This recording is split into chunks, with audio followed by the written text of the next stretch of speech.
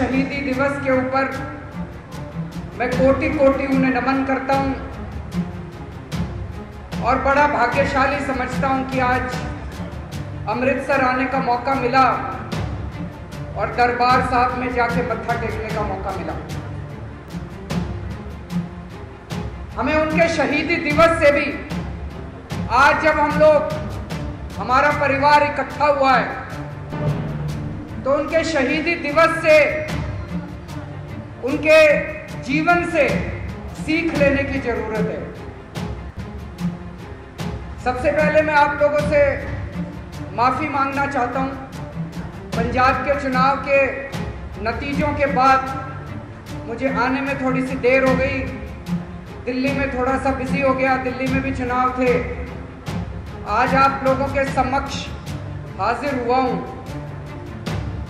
पंजाब के जो भी नतीजे आए,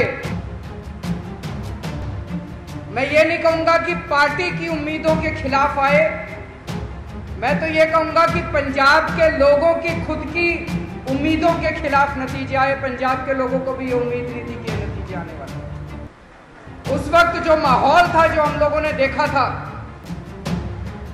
अद्भुत माहौल था।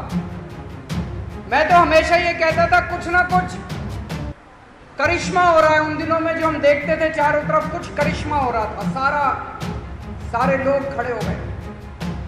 लेकिन जो भी नतीजे आए, कुछ लोगों का मानना है ईवीएम में गड़बड़ी थी, कुछ लोगों का मानना है अकाली दल कांग्रेस वाले इकट्ठे हो गए थे, कुछ लोगों का मानना है पैसा खूब चला। जो भी कारण रहे, हमारे अंदर की भी कई कमियां रही, जो भी कारण रहे, मेरे को ऊपर वाले पे बहुत भरोसा है। ऊपर वाला बड़ा शक्तिशाली है। और आज आम आदमी पार्टी जो भी है, मैं बार बार कहता हूं, हम लोग बहुत मामूली लोग हैं और इस मंच पे जितने एमएलए बैठे हुए हैं, मुझे नहीं लगता एक आध को छोड़ के कोई राजनीति से आया है। ये सारे पहली बार चुनाव लड़े बड़े मामूली लोग हैं, कोई औकात नहीं है हम सब लोगों की। दिल्ली के अंदर 70 में से 67 सीट आई थी, किसी को उम्मीद नहीं थी, ऊपर वाले ने करवाया। मोटे मोटे तौर पे मैं समझता हूं 2-3 काम करने हैं। सबसे पहला काम करना है ऊपर से नीचे तक संगठन का पुनर्निर्माण करना है। सारे संगठन को दोबारा से, पूरे संगठन को नीचे से, गांव से लेके और ऊपर पंजाब के राज्य तक पूरे संगठन को दोबारा निर्माण करना है। और इस संगठन के अंदर अभी मैंने दिल्ली के अंदर भी सारे कार्यकर्ताओं के साथ संवाद किया था और पंजाब में भी मैं वही बात दोहराना चाहता हूं।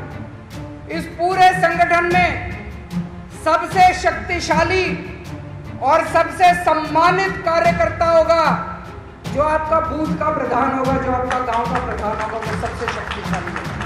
उसी तरह से यहाँ पे जितने एमएलए बैठे हैं, सभी एमएलए को, विधायकों को मैं निवेदन करना चाहता हूँ, अपील करना चाहता हूँ कि आप लोग जो जीते हो, ये आप अपनी वजह से नहीं जीते हो, ये कार्यकर्ताओं की वजह से जीते हो, इनके खून पसीने की वजह से जीते हो। कल को अगर कोई कार्यकर्ता किसी का भी काम लेके आता है, बाकी सारे काम छोड़ के सबसे पहले आपको कार्यकर्ता का काम करना है। हमें आंदोलन छेड़ना पड़ेगा पूरे पंजाब के अंदर। हमने भी कहा था कर्ज माफ करेंगे, हमने सारी कैलकुलेशन करी थी, गणित करी थी और तब कहा था कि हम कर्ज माफ करेंगे। अगर ये चाहें तो कर्ज माफ कर सकते हैं, हो सकता है। हमने सारी गणित कर रखी है, लेकिन अब ये मुकर गए, इनकी नीयत खराब है। हमें आंदोलन छेड़ना पड़ेगा पूरे पंजाब के अंदर कि अगर कैप्टन साहब ने किसानों के कर्ज माफ नहीं किए तो कैप्टन साहब या तो सारे पंजाब के किसानों से माफी मांगे और या फिर आंदोलन छेड़ेंगे पूरे पंजाब के अंदर इनके खिलाफ। ये लोग आपको रोकने की कोशिश करेंगे। बहुत बड़ी बड़ी शक्तियां इस देश की हमारे पीछे पड़े हुए हैं, हमें रोकने की कोशिश कर रहे हैं। लेकिन जैसा मैंने कहा, आपको डरने की जरूरत नहीं है। सच्चाई के साथ, ईमानदारी के साथ लड़ते रहिए, आगे बढ़ते रहिए, ऊपर वाला आपके साथ है, आपकी कभी हार हो ही नहीं सकती।